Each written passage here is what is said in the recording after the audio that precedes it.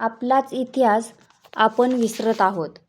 आपल्या देशाला हुतात्म्यांची आणि थोर देशभक्तांची मोठी परंपरा आहे. आपली मान आदराने झुकून जावी असा आपला इतिहास आहे. त्यांच्या जीवनकहाण्या आपल्याला स्फूर्तिदायक ठराव्या अशाच आहेत. पण आजच्या तरुण पिढीला या थोर महात्म्यांविषयी किती माहिती आहे? आपल्या देशातील हुतात्मापद पत्करलेल्या स्त्रियांच्या कहाण्या तर अधिकच स्फूर्तिदायी आहेत. त्यांच्यातील अनेक स्त्रिया रूढार्थाने अशिक्षित म्हणाव्या लागतील, पण आपल्या शत्रूंसमोर सर्व सामर्थ्यानिशी उभ्या ठाकण्याचं आणि आपल्या देशासाठी लढण्याचं असामान्य धैर्य त्यांच्या अंगी होतं. चित्रदुर्ग जिल्ह्यातील ओबव्वा, उत्तर कर्नाटकातील कित्तूर चेन्नम्मा, बेळगाव जिल्ह्यातील बेलावाडी माअम्मा यादी खूप मोठी आहे. ओबव्वाजवळ एक तांदूळ सडायचं मुसळ सोडलं तर आपल्या शत्रूचा सामना करण्यासाठी दुसरं तिसरं काही हत्यार नव्हतं. पण आजच्या तरुणांपैकी किती जणांनी तिच्याविषयी ऐकलं आहे? भारताच्या इतिहासात ज्या काही नायिका, थोर स्त्रिया होऊन गेल्या त्यांमध्ये झाशीची राणी लक्ष्मीबाई हिचं नाव अग्रभागी तळपतं. एक तरुण निपुत्रिक विधवा, तिनं ब्रिटिशांच्या महासत्तेला आव्हान दिलं. तिचं धैर्य इतकं अतुलनीय होतं की तिच्या शत्रूला सुद्धा तिच्याविषयी आदर वाटला. तिच्याविषयी कितीतरी काव्य लिहिली गेली. तिच्या साहसाचं वर्णन किती सार्थ शब्दात केलं जातं. तिच्या संपूर्ण सैन्यांमध्ये खरा मर्द कोण असेल तर ती फक्त तीच होती.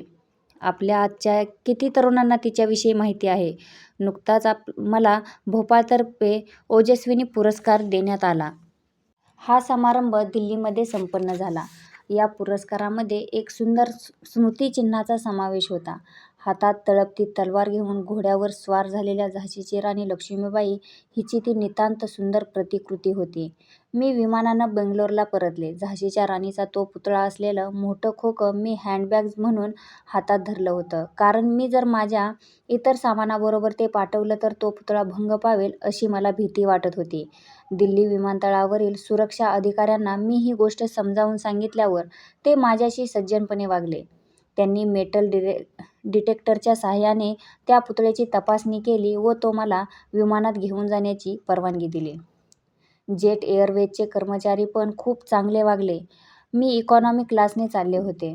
तो एवढा मोठा पुतळा मला मांडीवर धरून बसणंही शक्य नव्हतं आणि तो पायाशी ठेवणं बरं वाटत नव्हतं. अर्थात डोक्यावरील सामान ठेवायच्या कप्प्यात तो बसला असता, पण एअर होस्टेसने तो माझ्याकडून घेतला आणि एक्झिक्युटिव्ह क्लासमधील एका रिकाम्या आसनावर नेऊन ठेवला. मर्दानी राणी लक्ष्मीबाईच्या इतमामाला साजेशी वागणूक तिला मिळाली. सर्वांनी मला इतकी मदत केली. मी आता जरा आरामात स्थिर स्थावर होऊन बसले.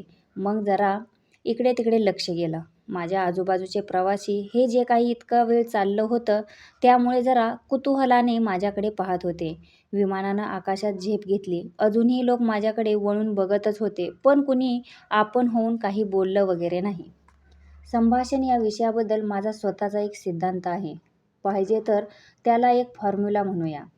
पण आज जर आपण किती बोलतो याचा विचार केला तर मला वाटतं ते माणसाच्या आर्थिक परिस्थितीच्या बरोबर विरुद्ध प्रमाणात असं म्हणावं लागेल.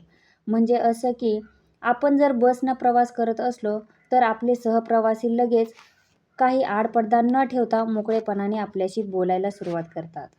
तेच जर आपण रेल्वेच्या फर्स्ट क्लासमधून प्रवास करत असलो तर लोक जरा परकेपणाने वागतात.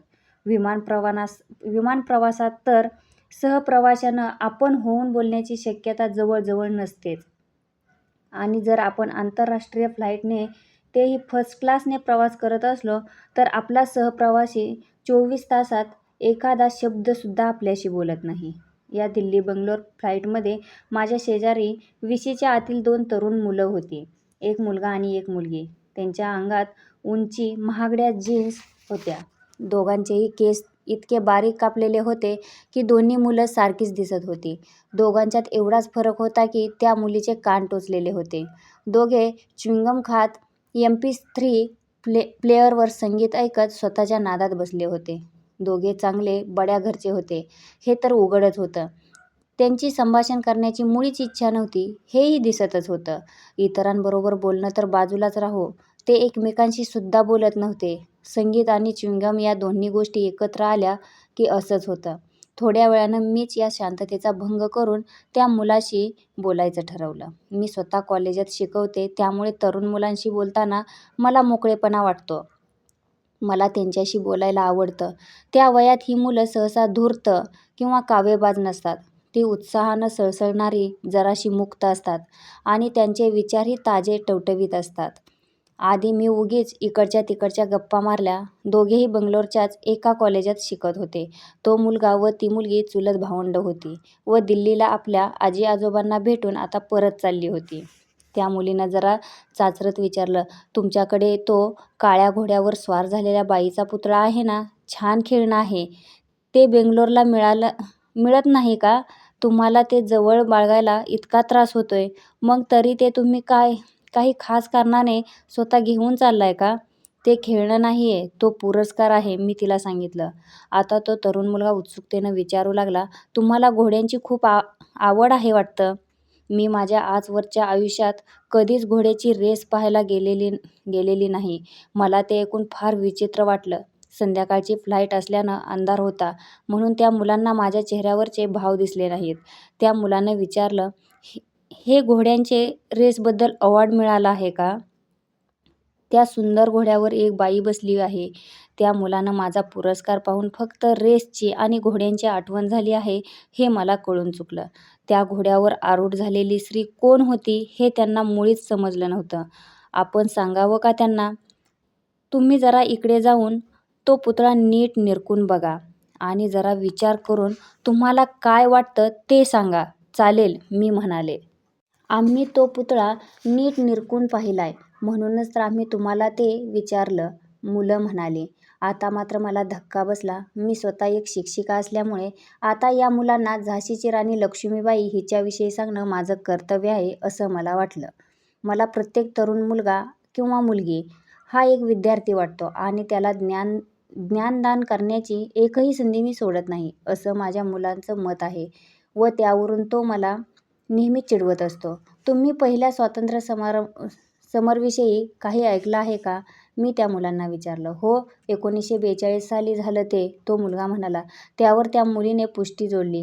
हो ना, आम्ही तो सिनेमा पाहिलाय ना, 1942 अ लव्ह स्टोरी. भारतीय आणि ब्रिटिश यांच्यातील युद्ध. त्यात मनीषा कोइराला काय सुंदर दिसते. नाही, ती तर छोडो भारत चळवळ होती. पहिलं भारतीय स्वातंत्र्य समर तत्पूर्वी जवळजवळ 100 वर्ष आधी लढलं गेलं आणि त्यात आपण हरलो. त्यावर ती मुलं काहीच बोलली नाहीत. 1857 मध्ये भारतात इंग्रजांच्या विरोधात एक संग्राम झाला. तरुण राणी झाशीची राणी लक्ष्मीबाई त्यावेळी ब्रिटिशांविरुद्ध लढली. तिनं आपल्या सेनेचं नेतृत्व केलं. खरं तर तिला गप्प बसून ब्रिटिशांकडून तनखा स्वीकारून ऐशोआरामात आयुष्य घालवता आलं असतं, पण तिनं तसं केलं नाही, कारण ती प्रखर देशभक्त होती. असामान्य धैर्यानं ती युद्धात लढली व रणांगणावरील तिचं हे युद्धकौशल्य पाहून तिच्या शत्रूलाही विस्मय वाटल्यावाचून राहिला नाही. तेव्हापासून तिला धैर्याचं प्रतीक मानतात व भारतीय जनतेच्या स्वातंत्र्यप्रेमाचं मूर्त स्वरूप मानतात. आपणा सर्वांना स्वतंत्र भारतात जगता यावं म्हणून तिने मरण पत्करलं. दोन्ही मुलं एक अक्षरही न बोलता गप्पपणे माझं बोलणं ऐकत होती आणि च्युइंगम न चघळता